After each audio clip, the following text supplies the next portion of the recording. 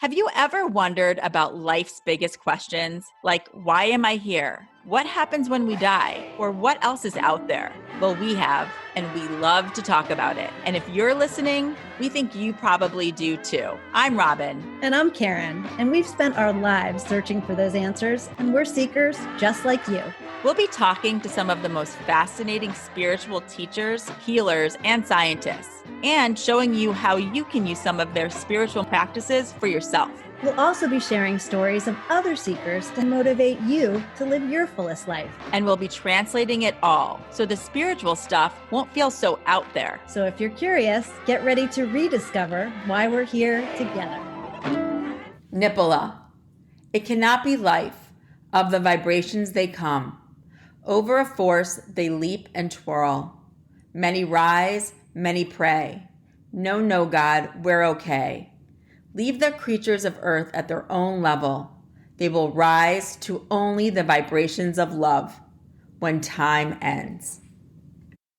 I'm so honored to introduce you to my dear friend, Vanessa Lynn. She has an important story to tell. It is a story about facing unimaginable pain, loving unconditionally, the power of words, and life after death. It is her journey, and it is her daughter, L's journey. In Vanessa's just published book, With L, Ravens and Rainbows, she tells this story. It is a must read. Vanessa and I grew up in the same town, and while our paths have crossed a few times over the years, it was our mutual friend Amy that truly brought us together in 2018. I remember Amy insisting that we meet, and it wasn't until Amy's daughter's bat mitzvah that we really met. It was the first time you'd been out in public since L's passing, Vanessa. And I remember meeting you right before the service began. And it was like seeing a long lost family member. I remember sitting with you during the service and just hugging you. And as people came over to you after the service was over, I just held your hand.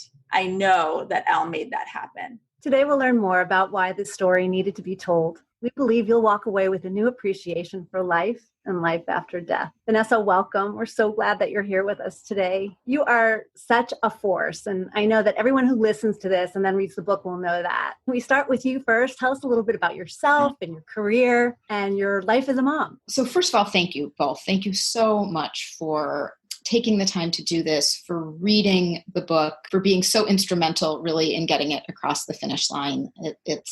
It's not a small task, and I really, really, truly appreciate it. So, I never set out to be a writer or an author. That was not really ever part of my plan. It was clearly part of Elle's plan, and she's the one who runs the show, so I do what she tells me to do. But in my day job, I'm a consultant. I'm an organizational psychologist by trade, so I do executive development and executive team development and things of that nature, and kind of living this corporate life, and then I come home and I'm a mom through and through. Will you talk about your background? Yeah, absolutely. So I'm a psychologist, did my undergrad in psychology and then did a master's in clinical psychology. I shifted and then finished the rest of my graduate work on the organizational side, kind of applying so much of what I had learned about human nature and what makes people who they are and, what makes them do what they do, but applying that in a business setting. So I come at this with a psychological background, which now I can say in retrospect, I'm sure wasn't an accident, but it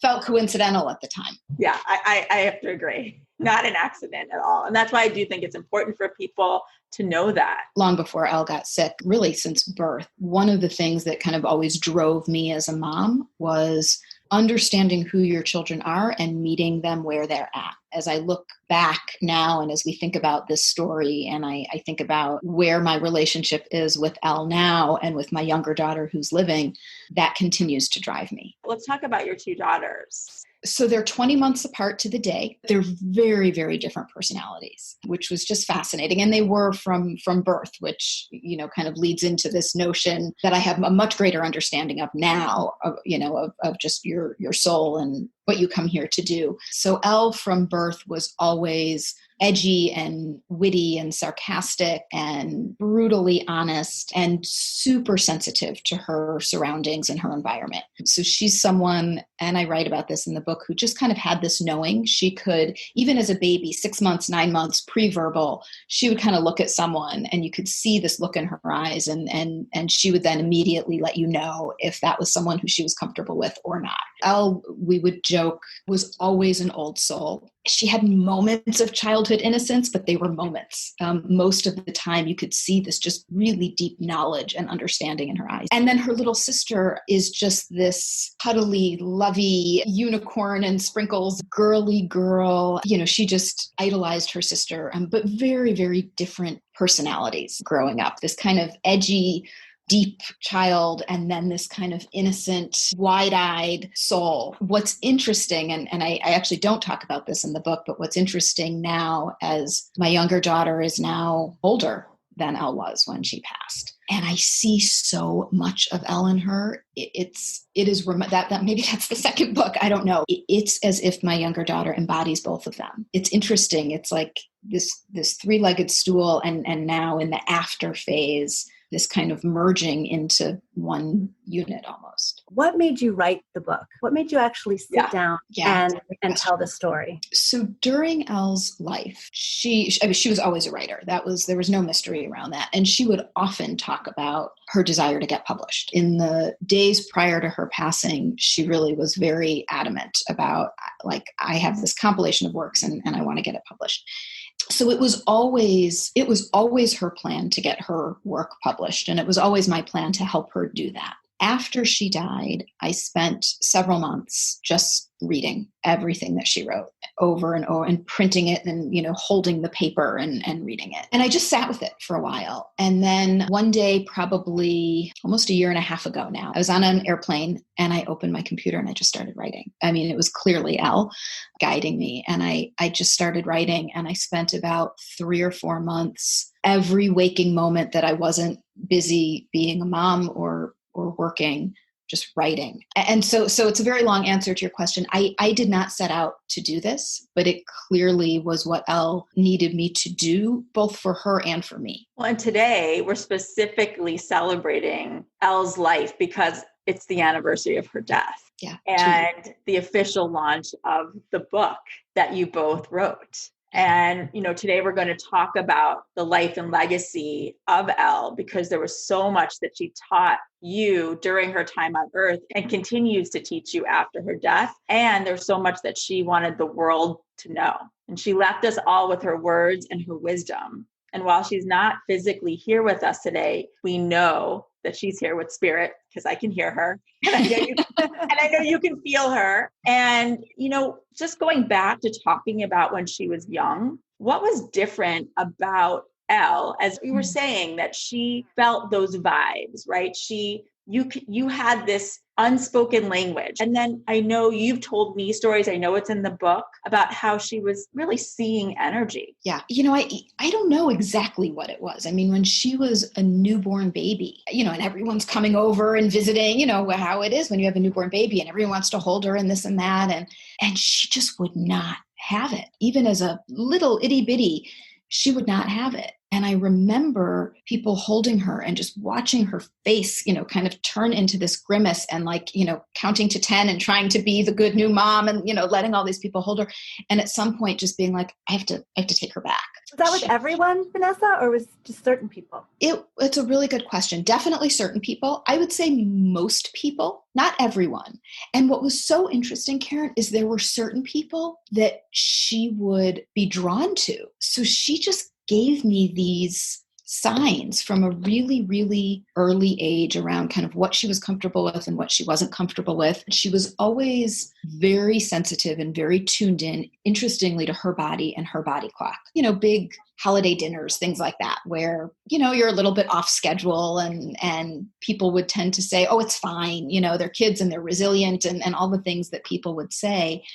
she was resilient in many, many ways, but in that way, she really wasn't. Like, I had to honor what she needed. And so, different family functions or large functions, even if they weren't family of, all the kids are going to go in the basement and play while the adults do, there was just no way. I mean, she would look at me and there was no way that would happen. Don't you feel like people didn't totally understand? Oh, for sure. Yeah. For sure. I mean, I think people thought I was probably this horribly overprotective helicopter mom. I mean, I know some of the things that people said. I can only imagine what was said, kind of behind the scenes. But Elle made it very clear to me what she needed. And my feeling as a mom has always been what my kids need comes before what truly any extended group of friends or family thinks is socially acceptable. Yeah. And you just knew. I mean, that's the thing that set you up, I think, for your relationship going forward so well. I know that Elle trusted that even if I couldn't fully know what her experience was, because I don't know that you can ever fully know what somebody else's experience is, but she trusted that I would honor it. She really, exactly why she knew you could write this book for her. Yes. Yes. And then can you just talk also about, but she was talking to you about deceased loved ones that she was seeing. She was little. So it was interesting. Elle, as you know from reading the book, extraordinarily gifted intellectually, but actually slow to speak in full sentences. Interestingly, she had, her code language as many babies do. And, I could understand certain words, but she was probably 2 before she started talking in a way that other people could understand. But be that as it may, as soon as she described her great-grandmother in exceptional detail, from what she looked like and how she dressed to her personality to things that she would say to, just extraordinary detail. And she had never seen a photograph. There's no photographs of her in my home or in her grandparents' home, she had passed many, many decades prior to Elle's birth. So, it was just not something that was part of conversation. And she just described her completely. And I talk about in the book kind of the first time that happened, but they maintained a relationship for years. What was your reaction? It was really awe and inspiration that here this child who I knew was a prophet in some ways, right? From a very early age, you just knew she was different. And then for her to give words to what she had been experiencing and it made sense. There were moments. So she had, maintained this very close relationship with her great-grandmother, but it was clear that she saw spirits. And so moments where, she would look off into the distance and you could see this look on her face and I'd be thinking, what is going on? All of a sudden, all of that started to make sense to me. Well, and she was teaching you life after death at that early age. Oh, absolutely. Yeah. Absolutely, she was. I love the word that you use, prophet, because that was the word that I was reaching for when I was reading the book, because when I read that first poem that she wrote, the one that she got honorable mention, I think, for. Which is I'm looking at it in my office right now. I'm looking at the plaque that shows her honorable mention. Yes. What went through my mind was like how Rumi would write. Like there was just that emotional feeling that was in her words and in her poetry from the very, very, very beginning. Can you talk a little bit about her poetry? Because this is such an integral part of the book. Oh my gosh.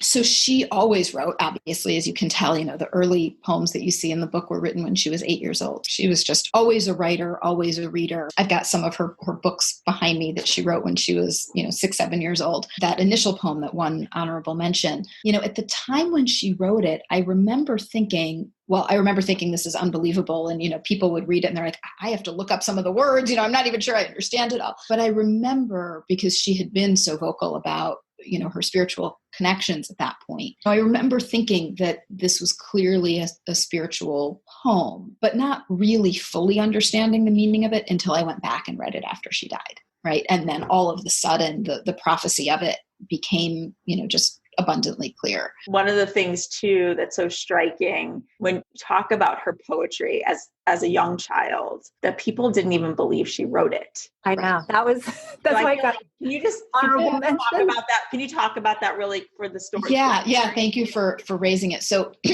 she wrote this poem and submitted it to, a poetry contest. And they had, like a presentation where, the people who had written poems and their families came, and the panel of judges came up to me afterwards and they said, are you sure that she wrote that poem? And I said, of course. Why do you ask? And they said, well, the reason we gave it honorable mention is we were really torn because it was so exceptional that we had to recognize it in some way. And yet we thought there's no possible way an 8-year-old wrote this. And so we couldn't give it first place because we thought perhaps there was some sort of cheating involved. And I looked at the judge and I said, I can assure you, she wrote this poem. I could live my entire life and I would never be able to put those words on paper. And as she got older, in some of the poems that she wrote before she was sick that she did share with me, at the time, you could see a depth to her, a darkness in some way, right? In that, she was never a happy-go-lucky. I would never describe Elle as this happy-go-lucky,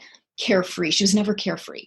And then, of course, her later poems, describe, as I knew they would, when she was living and she would say, you can't read them now. I honored that one because I honored her desire for privacy, but also because I knew she was right. I mean, I knew she was protecting me, and that as much as I was living with her and living with the pain and seeing it every day, she knew that I knew the power of her words. And I think there's something about seeing it in writing and reading her own description of it that is, even though I lived it, I saw it, reading her own words is even deeper than that. And she knew that. I know. And the depth of that poetry really helped you understand exactly what she was going through. I was just blown away how even in the midst of such pain and suffering, she was able to find such amazing words to explain. Sorry. We went on her journey with her now that we have this book, right? Because between you're telling the story and her sharing the poetry, it's like you could feel every aspect of the journey along the way.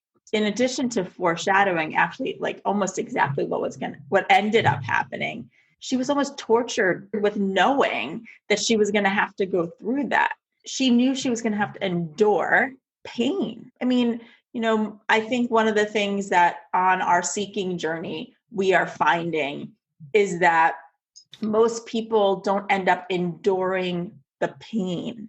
Do you know what I mean? The actual physical pain in our human bodies. I think one of the things that we've found talking to different healers and teachers is that most people, when they die, they leave their body before they feel the pain. Right. And I so wish I could understand why she had to go through the pain. There's you having to go through the pain of watching her. And then she had to actually physically endure such pain. I wrestle with that every day. Like, why did she have to go through such excruciating, extraordinary pain for such a long time? Like, that's the piece that chills thinking about it. People have said to me, and there's no doubt it's true, right? There can't be anything harder than losing a child. And that's a true statement. But I will tell you, watching your child suffer in pain and knowing that there is nothing you can do comes really close. Yeah. Oh, yeah. Absolutely.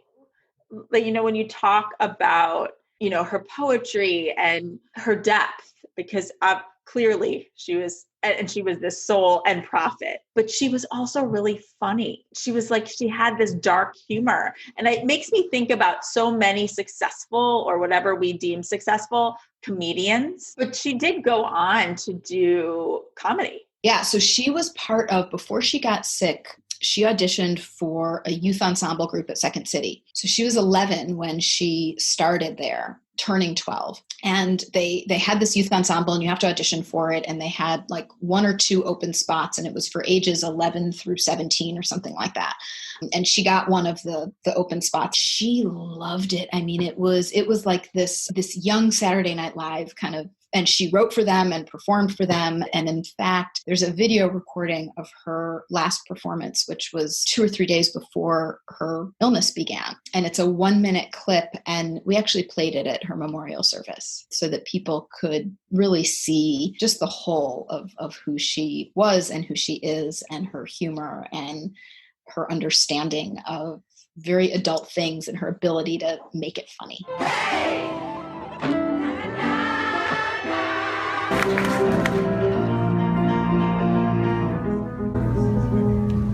Do you wish that you could grow a manly beard or that you could rock that snazzy bikini top? Well, now you can with all new and improved puberty. With puberty, you can watch your body and mind change before your very eyes, both physically and mentally. And now, a real customer testimony. Before puberty, I used to look like this, but after... I look like this. Real, actual results. And puberty is natural and safe. Some common side effects may include acne, oily skin, awkward talks with your parents, the purchasing of embarrassing products, some awkward crushes, and in the most extreme cases, the "it's not a phase, Mom" phase. Puberty. Get yours today at any local middle school. I love that. Let's talk about her sexuality. She came out to you at a really young age. Can you talk about that? Yeah. So she was 10 when she came out. We were sitting on her bed talking about, I don't know what. And just out of nowhere, she's like, what would you say if I liked girls? And I said, I'd say great. Like I want you to have loving, happy, healthy relationships, period. And in her own characteristically L way, she's like, this isn't an experimentation. I'm not trying to find myself.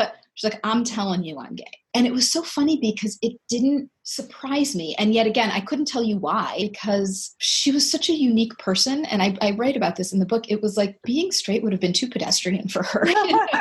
But I think the point is, she knew who she was from a very, very young age. She was unapologetic about it, unwavering about it. No, Vanessa, I have to say, listening to you tell the story, what I'm hearing from Elle right this moment is, again, the pride in you of always meeting her where she was, of her being able to tell you whatever it was and knowing that you would always be there to support her. And I think the thing that is so important in this book, as much as this is her story, it's a mother story as well. Thank you. The story that you're telling before reminds me, I think there's always that moment before life changes that we remember. We were talking about the video. What changed? What happened like right when a few days after that performance, she was 12 years old. Mm-hmm. What was it? So everything changed, obviously. That performance was on a Saturday. She had gone to school on Monday and she was in 6th grade. And she came home and, we were just talking, hanging out. And almost as an afterthought, she said, oh, by the way, I kind of twisted my ankle at recess. No big deal. Like, doesn't hurt, just FYI. And this is in the book. It's kind of a small point, but she twisted her ankles all the time, which we later learned had to do with her EDS. She said it like in passing. It was a really casual, I was at recess and there was this ledge and I kind of jumped off the ledge and I landed funny and twisted my ankle. And I looked at it and it wasn't swollen. It wasn't, she had full range of motion. Like it was fine. She's like, it's totally fine. I just wanted to let you know. It was kind of a non-issue. That was Monday evening. Tuesday morning at 5 a.m., she called me. She couldn't walk. She yelled from her room for me. And she said, something is wrong. She said, my whole left leg feels like it's on fire. And, I remember looking at her leg and there was no swelling. There was, she could move, but it felt like it was on fire and it was discolored. It was like a purple. It was like there was clearly something wrong. And so fortunately, she was light enough that I could carry her. I carried her downstairs and into the car and into the ER. And they examined her and they basically said, they took an x-ray, like everything was fine. They're like, we don't know what's wrong. Here's a pair of crutches, call an orthopedic. There was nothing that they could see that was physically wrong. There was no torn ligaments. There was nothing. And so 2 days later, we got her in to see this orthopedic and the orthopedic said, I can tell you exactly what this is, but I can't treat it. And the orthopedic is the one who diagnosed it and said, this is what it is. I can tell you that without a doubt. I'm not the one to treat it. What was the diagnosis that he gave? Complex regional pain syndrome. The initial CRPS is how it shows up. It's a neurological condition. Nobody quite knows why, but for whatever reason, it's often triggered by a minor injury, like a twisted ankle. One of her doctors had a patient who had it triggered in her hand because she slept in a scrunchie, a ponytail holder on her wrist, and it was a little too tight. And she woke up the next morning and had it in her hand. So minor injury to the body that for whatever reason causes the brain to think that there's a major injury. And so the brain starts sending pain signals to that part of your body as if there's major injury, even though there's not. And it gets caught in this loop. and nobody knows why, but it gets caught in this loop and it just keeps sending pain signals nonstop. And so your body acts like there's catastrophic injury. And I think what struck me too was the level of pain. And I think this is the piece, honestly, that is hardest for everyone to get their head around, really myself included, because you think about like the worst possible pain you could be in, right? And then you think about it being worse than that. So there's this scale called the McGill pain scale, and it kind of rates, right, different levels, scale of 0 to 50 different levels of pain. And so it's, back pain, a sprained ankle, a fracture, pain from cancer, pain from childbirth, pain from amputation without anesthesia. And CRPS is at the top of the list. I say this without exaggeration. It's known as the most painful condition to humankind, period. Like the most painful thing that someone can experience. And so the pain, the particular kind of pain from CRPS is a burning pain. And so it creates the sensation that you're being burned alive. I mean, that is the only way to describe it. It creates the sensation you're being burned alive. Can we just talk about what a typical case of CRPS is and what L's case was? Yeah, so there's typical for adults and typical for children. And she was 12 at the time, so she was a child. And what her doctors told us was typically in children, it resolves itself with physical therapy. And typically within children, it resolves itself within a couple of months with intensive physical therapy. If you've had it, once you hit the 2-year mark, the odds of it going into remission reduce significantly. The degree of kind of dysfunctionality and disability that it causes can vary. It's always painful, but people can have days where they can function and do things. Elle had no days. And I was talking to one of her specialists that we were working with, and I said, actually, it was Elle who asked him the question, not me. Level with me, right? Enough of the platitudes. Am I typical? Like, is this what you normally see? And he said, I've never seen anything like this. So you take what is known as the most painful condition to humankind as a starting point. And then you realize that Elle had the most severe, intractable case that the specialist, who's one of half a dozen people in the country who are specialists in this, has ever seen. And let's talk about what the treatment is. And because I don't think people can understand that there isn't pain medication that works on this. What were the different types of treatments that you tried? So that obviously with the goal of eliminating it altogether, but at least dulling the pain. So we tried everything. The first thing they do is they try drugs for nerve pain, gabapentin, Lyrica, no relief. Then physical therapy is, kind of an approved treatment, which again in children usually leads to resolution or remission. In Elle's case, it made it worse. There are spinal cord injections. We did probably 6 of those. Those didn't work. We did an inpatient epidural. Not only did that not work, but the pain broke through the epidural, which was shocking. So you imagine the power of this neurological pain. Then we did a series of ketamine infusions. Ketamine is becoming a little bit more mainstream. Even in these couple of years, you'll see commercials about it as an approved treatment for depression and things of that nature. It's an anesthesia. On the street, it's known as Special K. It's a date rape drug. So, it's used in all kinds of interesting ways. But they do these infusions. They basically knock you out. You do like a 3-day chunk, and they knock you out and they give you increasingly higher doses of ketamine. And the idea is that it somehow interrupts memory to no avail. She had spinal cord stimulators in place surgically. There was just nothing. And the pain medication that you mentioned, not only do they not work, they actually can over time make the pain worse. Talking about going back to the ketamine, because I know I was so struck with also what would come out of those sessions, even though it wasn't dulling the pain. It seemed to me that her soul was talking, because there's something about it being almost like a truth serum of some sort. Can you speak to that? Yeah.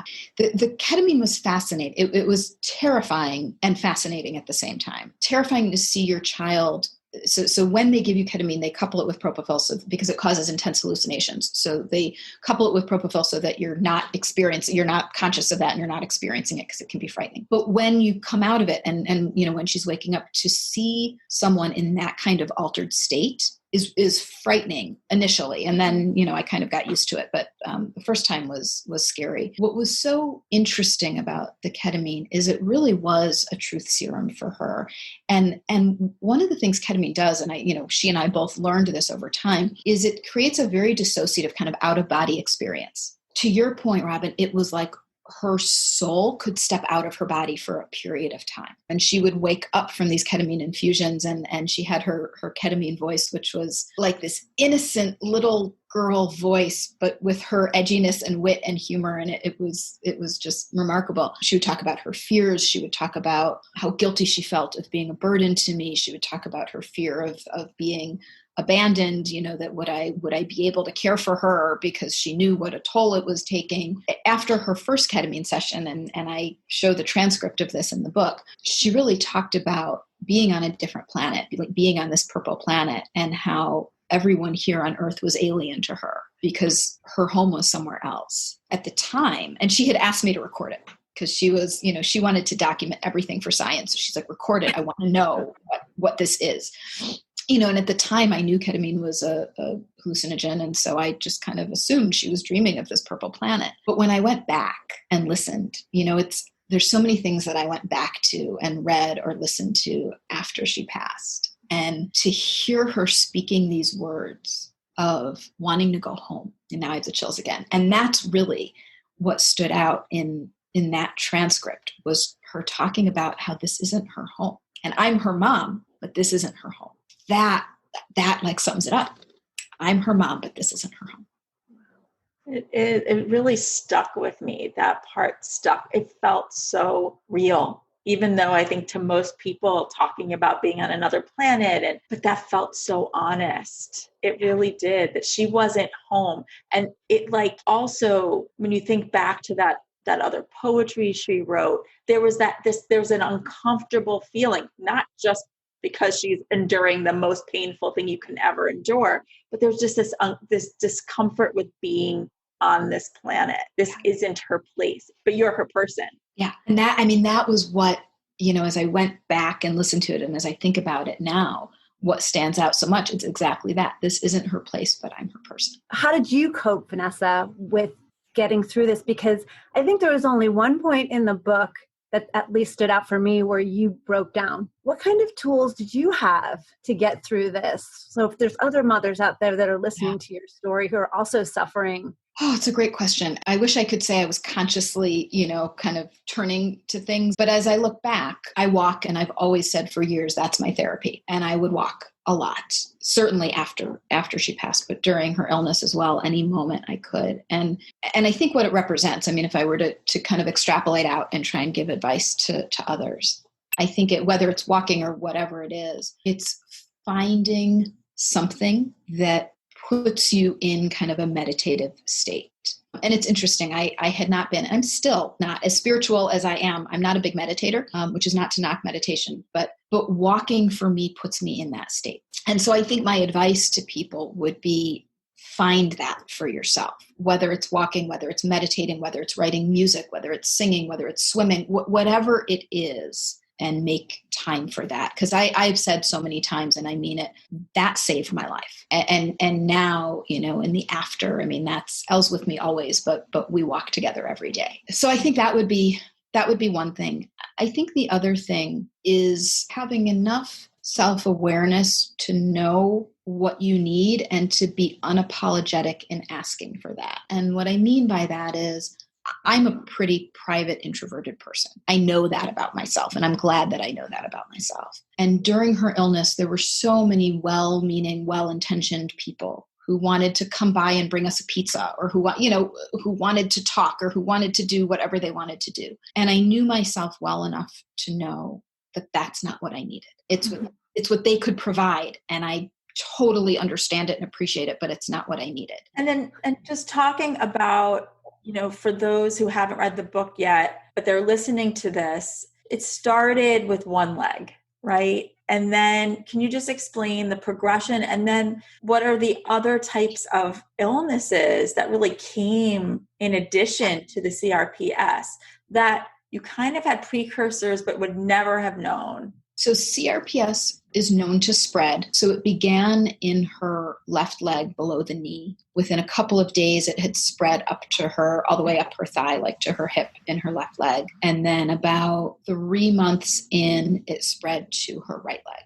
further down the line in her final surgery, which was December of 2017, that surgery caused it to spread up her back. And that's what kept her confined to bed because she could no longer sit. So the CRPS itself spreads. In addition, what we learned is that she had Ehlers-Danlos syndrome, which is abbreviated as EDS, which is a connective tissue disorder where the tissue connecting your joints, your ligaments is very weak. And so it creates kind of a lot of hyperextension, double jointedness. What I learned is it can create a tremendous amount of joint pain. It can cause your joints to dislocate. And it also, from a skin standpoint, can cause very slow wound healing. So in retrospect, I mentioned earlier, she would twist her ankle all the time. What we learned as her CRPS progressed, and we don't know why, but those two things, there's a high comorbidity rate. Researchers don't quite know why, but they often coexist. And so while she was being burned alive, she was also having this incredible joint pain. I mean, it was literally like her body was just kind of wobbling and falling apart. And it's also what created this slow wound healing. So incisions after she would have surgery would open up in a pretty graphic way. Then on top of that, we started to see a lot of her autonomic nervous system. So CRPS is your central nervous system, your pain. EDS is your joints. And then your autonomic nervous system is, those things that are automatic: heart rate, blood pressure, breathing, bladder, right? All of that kind of stuff. And we started to see that begin to deteriorate as well. Her whole nervous system really started shutting down. And one of the things, and I wrote about this in the book, that Elle and I had both suspected for a long time, was that there was some sort of autoimmune component to what was going on. And there's actually kind of debate in the medical industry as to whether CRPS is considered an autoimmune disease or not. No one really knows, and I don't know if it matters, but we kind of said there has to be this autoimmune component. And it was in May of 2018, 2 months prior to her death, that we finally got test results that confirmed that, yes, in fact, there were these significant neurological autoimmune antibody markers that indicated, like, yes, in fact, this is your nervous system, attacking itself. And it was incredibly validating for her. All of these years of people thinking, like, yeah, I know you're in pain, but walk it off, more or less, right? To have these results showing these markers that said unequivocally, these are antibodies that your body is producing that are attacking your nervous system. But I think for her, that knowing gave her the peace of mind to go back home, because now she knew for sure. You had some premonitions about how Elle was going to leave. Can you share that? Are you comfortable sharing that? The premonition piece, as I would be walking, it started with me hearing her eulogy in my head. I could hear my voice eulogizing her. And again, every time I literally, I would squish my eyes and shake my head and like a little kid does, to try and just make that thought go away. But it kind of worked backwards. It was, I could hear my voice eulogizing her, and then I could see this sanctuary full of people at her service. And I saw myself walking into her room and, finding her unresponsive and screaming and, trying to revive her and all the things that come after that. It just looped no matter how many times I would try and willingly put a different vision in my head, right? Willfully put this vision in my head of her getting better and standing up and walking, right? And I would literally try and create those scenarios in my head to replace this other one. And then what did end up happening? It was 3 years. Mm-hmm. In May of 2018, you get this validation. And then what happened between May and July, would you say, of 2018? Couple things. So we got this validation, and we were starting to think about what are the treatments for that. So we were looking at IVIG, which is IV immunoglobulin, which is a known treatment for many autoimmune disorders. And in the meantime, when she first got sick, she had a test for Lyme disease that came out negative. And for whatever reason, her doctor decided to retest her. And now it showed that she had an active case of Lyme, as well as the antibodies that would show a long, drawn-out case of Lyme. And that we got that diagnosis right after we got this autoimmune diagnosis. And so we were in the process of trying to get IVIG set up when we got this Lyme diagnosis, and her doctor said, Lyme messes up everything. And we have to, and so the operating hypothesis was CRPS was the CRPS. She was going to get that because that's her brain chemistry. And what we believe, and we'll never really know, is that somewhere around that time, she also contracted Lyme. And her body mounted an immune response to the Lyme, which then got out of control and created this autoimmune encephalopathy is what it's called. That was kind of our operating hypothesis, was that these things were not unrelated. They were connected, but the idea was to start to treat the Lyme with an antibiotic to get that under control, because the IVIG wouldn't do what it's intended to do unless that Lyme was starting to be under control, right? So one without the other would have been pointless. So in the meantime, she also had a port placed prior to the Lyme diagnosis, actually. And so because she had the port, we said, all right, let's start her on an IV antibiotic for the Lyme, because we have to have her on that for a month anyway before we start the IVIG. So there were all of these big medical decisions being made in this May-June timeframe, and this hope. And in July, she, for whatever reason, stopped being able to digest food. And we ended up going to the ER about 10 days before she died. And she had gastroparesis, which is not an unheard of thing. It basically means the autonomic nervous system, when you swallow food that then causes your muscles to push it down through your digestive tract, which is a totally obviously automatic thing, stopped working for her. We spent about a week in the hospital with them experimenting with different medications, and they finally found a cocktail that seemed to be working a bit, and she was able to slowly start digesting food and pushing it down. But the question that they couldn't answer was, well, why did this happen? It was a period of time where Elle and I really communicated without words. We were in the hospital, and I knew if she was going to be on a feeding tube that she would not have the will to stay in this body. I knew that. And so they were able to get it under control temporarily. But this looming question of, why is this happening? And can you tell me that it's not going to happen again? And when it does happen again, are you going to be able to get it under control, or is she going to need a feeding tube? But those questions couldn't be answered. And so they sent us home on July 17th, 5 days before she died. We spent those 5 days in this haze of kind of waiting. So it was this blur, right, of just devastation. And the day before she died, she had texted me to come in her room in the middle of the night. And all of the lesions on her feet and on her legs that had scarred over simultaneously all opened up. And that hadn't happened before. And what were the lesions from? Nobody really knows.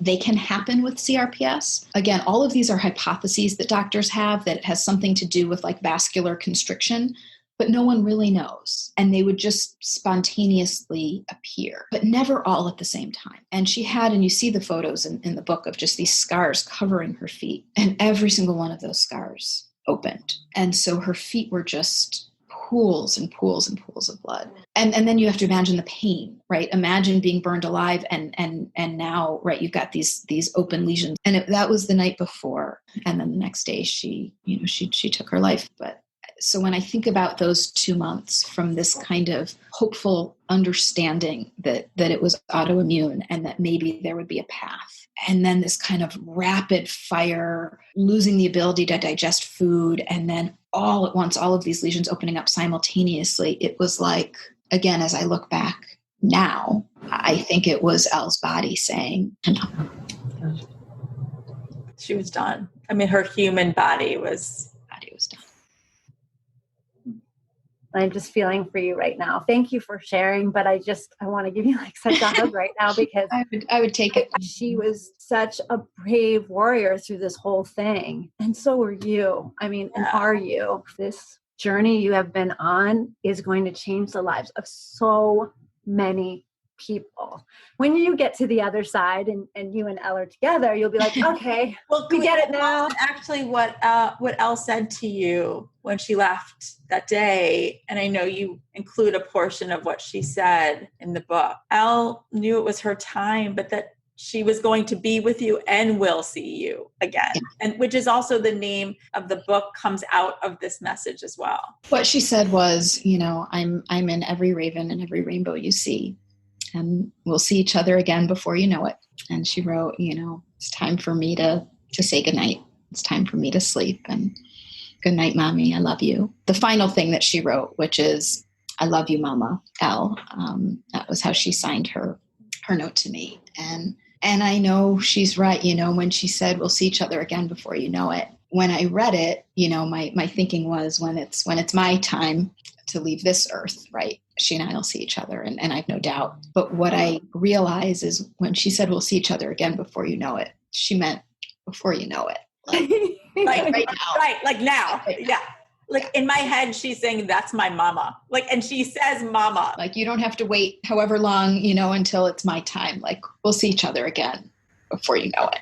Like, no. So Vanessa, what do you think if Elle could talk to us right now, if she was sitting down? We know she's here, but if we could audibly hear her, what do you think she would say her message was with her life? I thought about it, and there's so much, right? There's so much to her, a message around being believed and a message around chronic pain and medical research and sexuality and sexual identity. And I tried, I'm like, so what's the one thing? And what I realized is her one thing. I mean, there isn't one thing, but you know what I mean? Her one thing is truth. That is what she lives, present tense, for, is she was and is a seeker of truth and a speaker of truth. That's who she is. She wanted to learn everything. And she would joke that she's like, I want to know everything there is to know, right? Which is impossible. And so I think her message is around truth and the liberation that I know she feels in having found and having spoken her truth, and therefore the liberation that she wants others to feel in finding and speaking their truth. And that was honestly my big revelation in writing this book, is that she helped me understand my own truth in writing this. And there's a reason why there's the saying, the truth shall set you free. She knew that. There's no doubt. There is no doubt that is the truth. Well, and also let's talk about what you want people to walk away after reading this. When the publisher first read it, and she asked me, she said, what do you want people to feel when they read this? And I said, I just want people to feel, just to feel something and be connected with that part of themselves. And actually, in our conversation, we talked about why did she have to endure such pain, physical pain. You endured emotional pain. She also endured emotional pain, but she actually had this physical pain. And it's interesting to me that the word that you use is feel, that you want people to feel. That makes so much sense. I think that's why she came in and chose to experience so many different things at this time. This story is going to give people the courage to first feel, because you don't know who you are until you look at your own pain and feel those feelings, right? And she was not given a lot of choice in some of the pain that she experienced, but look what she did with it. Yeah. What she did with that is so profound. And I keep saying will touch so many people because of the level of pain that she endured. I think will give people so much courage. That's the hope. And there's so much more to the story, which we will talk about in our next episode, which is really, and you've talked a little bit about that today. And obviously, Karen and I have also brought her in because she's with us. And obviously, you, especially on a daily basis, I think that what you can help continue to teach people is how we never really die. And so I don't know if you want to just touch on that really quickly, and then we'll really dive into it with both Lisa Nitskin, who's a spiritual medium and happens to be one of our closest friends. And I know a lot of people who watch Seeking with Robyn have met Lisa before. And then you'll also meet our friend Amy, who's another one of our closest friends, who was really a catalyst and certainly pivotal in this journey as well. Absolutely. People ask me often, how are you sitting up straight, right? How are you even functioning? And my honest answer is, Elle's the one who gets me through every day. And that's just the honest truth, because she does show up every single day to let me know that she's here and she's thriving, and that she and I can and do have a relationship that is current. And that is what gets me through every day. I'm grateful for every single blessing that Elle has given me, one of which is that her energy is so strong and so intact, and that she can show up for me every single day. I believe you say this somewhere in the book about how she's more alive now. What was it that you said or that you thought? The words came into my head in the fall, like maybe 3 months or so after she passed. I would be walking and it was like everything was in Technicolor.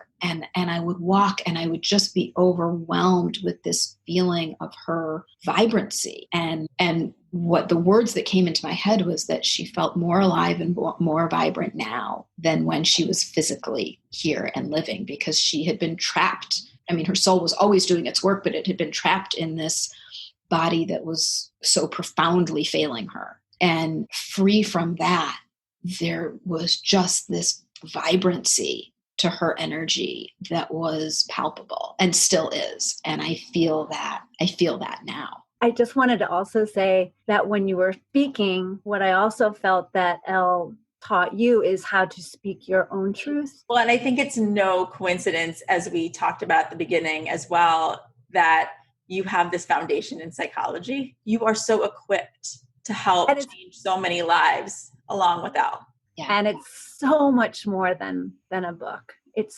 so much more. And I think this is just the beginning. And we're so grateful that you've shared the story with us so that we can share it with others. But I think it's just the very, very beginning. I can't wait to see where this story takes you. And I look forward to continuing this conversation and really talking more about the actual signs and the actual conversations that we are having with Elle all of the time, because we can understand her. And there's really some specificity to that I think can inspire others who've lost somebody to seek out some of that conversation with someone that can help translate for them if they can't do it themselves. Although I think what you really are able to do is show people that you can do this. You can have those conversations on your own. And I know when I'm with Vanessa, it happens the entire time, no matter where we are, because in the pre-corona world, we'd be out a lot. And it was in the songs, it was in the names of the waiters, it was in anything that we're doing, it comes through. And so I really actually hope that people listening to this or who have read the book, if they would like to ask questions, we will answer some of those questions when we get together again as well. I look forward to that, because the after and the way that she has shown up, and I hope the lessons that people can take from that around fact that people's energy stays intact. My hope is there can be so much healing in that for people. You know, what I know Karen and I, what we set out to do from a spiritual perspective is translate, right? Like, we want to make things that feel out there. We want them to feel like that anybody can do them, that they're normal. Right. And what you're able to do is take this really extraordinary, unimaginable story and reality for you, and you're able to make it accessible for all of us, you know, because even though I hope that I don't have to do and go through what you went through, I can understand it. And there's pieces of it, as we said, that we all can relate to. And that's what you did and what you're doing, you know? This is huge what you've signed up for. Yes. Yeah. But you're living your purpose, and you are loving and honoring your daughter more than you could ever imagine by doing this. You have to know that. Thank you. So hard to do, but you're doing it, and it's going to have a major effect on this planet at a time when it needs it so much. I love you. Thank you so much for. To be continued. Absolutely. Thank you. And thank you. Yes. Thank you, Elle. Thank you, Elle. Thank you, Elle. Thank you, Vanessa, for being so open and so honest, and for speaking your truth and being one of my soul people. I love it so much.